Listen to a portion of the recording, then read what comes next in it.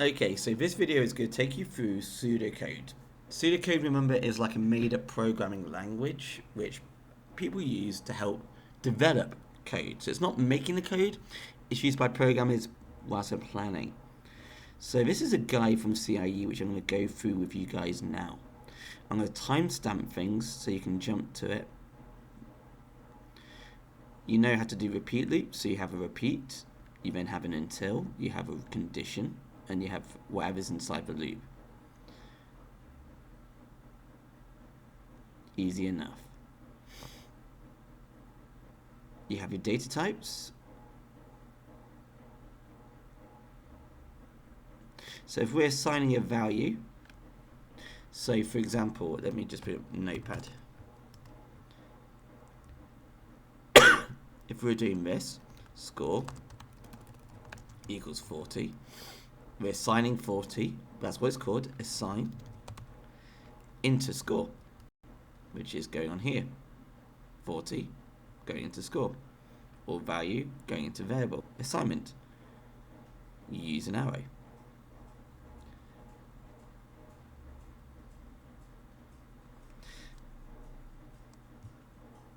The exam board also call this one a counter, a count. We'll talk about this one later, but we've got a multiplication here, and it's going into total pay.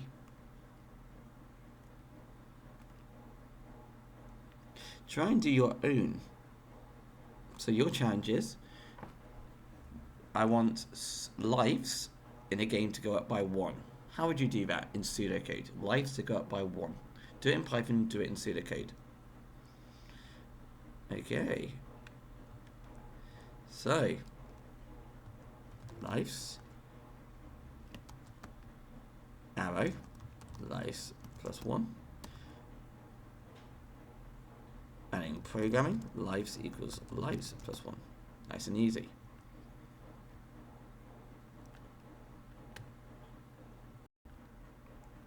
Moving down. Arrays. This is how you make an array. In pseudocode, you would say declare. That means I want to make an array. This would be the name of the array, like school or lessons or scores. You then need to say the word array to say this is an array. You have here what's called our lower bound. You have here, which is our upper bound.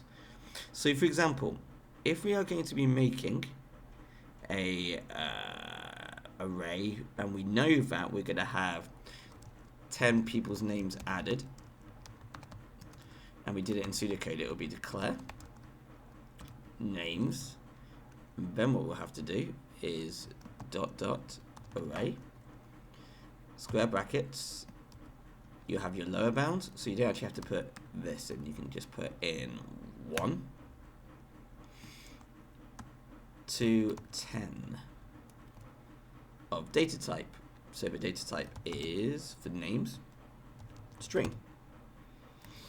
If I'm going to do this, let's imagine we're doing top scores. Array, and it's going to be 5 people's scores. It'll be 1 to 5 of integer.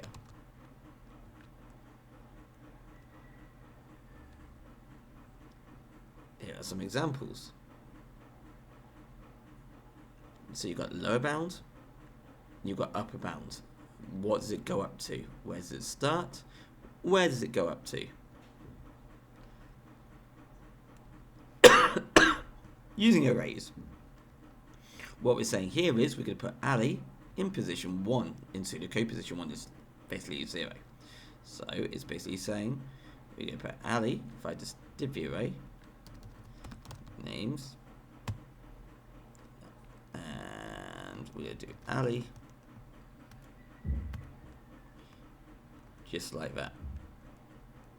Or student names, isn't it? So student. That's what's happening. So this code here, let me just copy and paste it. is basically going to put Ali into position 1. If we did it again, but this time we have Bob, he'll put Bob into position 2. And it's the same as in Python when we do this. Student names 2 equals Bob. That would do the same, but in Python it starts on 0, so we'll have to put it into 1 for it to go here.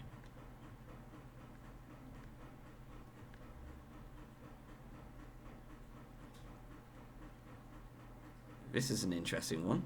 Let's have a look at how that works.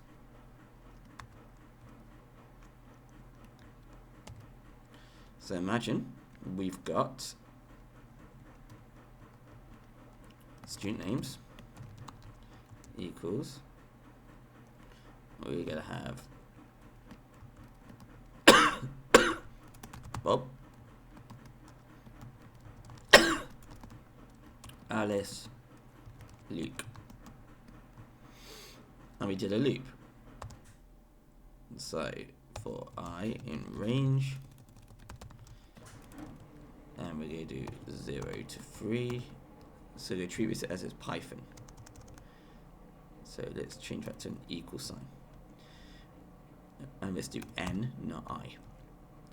Okay, n starts off as being 0. So it would look at 0, which is Bob, and it'll put that name Bob into 0 plus 1, which is Alice.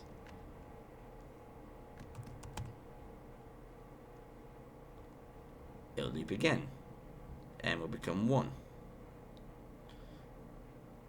What will happen next? It'll take Bob and put it into n plus 1, which is Luke, and it'll do that. In fact, this will have an issue. See if you can work out what the problem is if we loop this 3 times.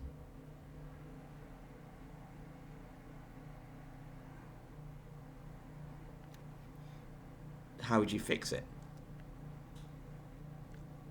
Pause the video. Okay, the problem is that n becomes 0 to start off with, and we had, I think we had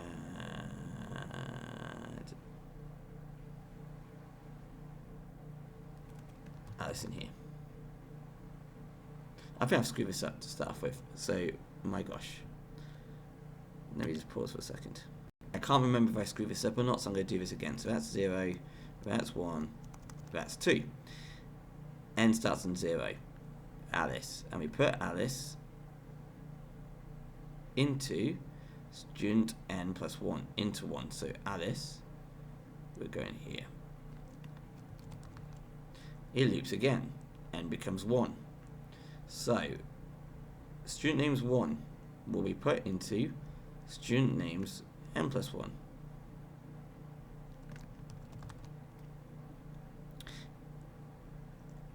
There's a couple of problems with this. Number one, we've replaced all the names with Alice. The other one is that it would loop again. So, because it does it 3 times, n will now equal 2. So we've done 0, we've done 1, now n equals 2. And the problem with that is, it can do that, take that, and it'll put it into n plus 1, but there's nothing after 2, and it'll cause an error. So if we did this, we'll do n equals 0, that will work, because if we can put 0 into 1, n increases by 1, it'll do that, and put it into here, and then that's it. Because it will have looped 2 times. And we can't put that into anything else after.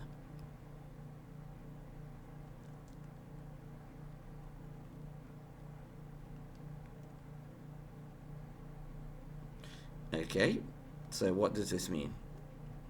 This is saying we want every item in student names to be empty to begin with. So imagine we've got a list with student names. By doing that code, so let's just copy the code. We'd have student names like that, and we'll do pseudo code again. It's basically saying it wants 30 of these, similar to what we do in the coursework project, where we did it with zeros.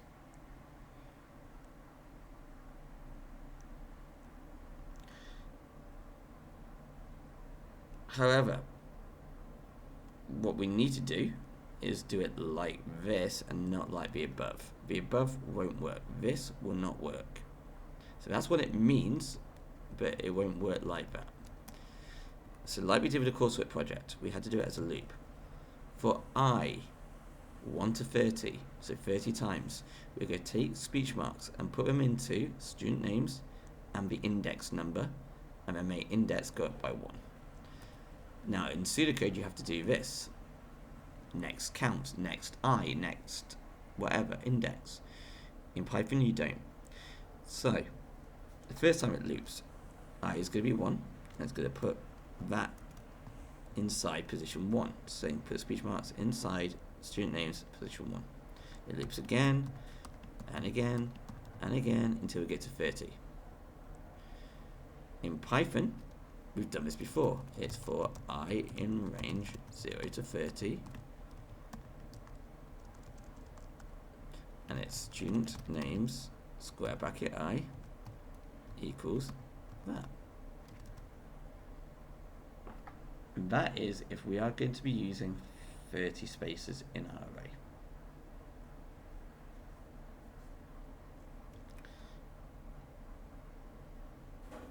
If we did 15, we'll change it to 15, 1 to 15. I'm not going to do input outputs. We're not going to do that.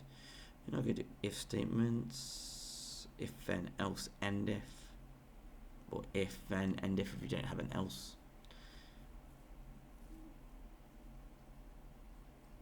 Case statements. So let's have a look at case. This is important. This is another way of doing an if. It's a conditional statement with multiple options. So the user types in either WSAD. This is a variable, move. So it's saying case of move. So basically, in case they've typed in W, do that. Make their position go down by 10. If they typed in S, do that. So if they typed in the move of, in case they typed in D, do that. If they typed in any other, so in case they've typed in any other letter, do that instead, beep. That's like the else. This is something which you need to be able to practice writing out how to do. Then just do it once. We know how to do loops for repeat, while. Look at the while. Remember, you've got the do and the while. And that is it.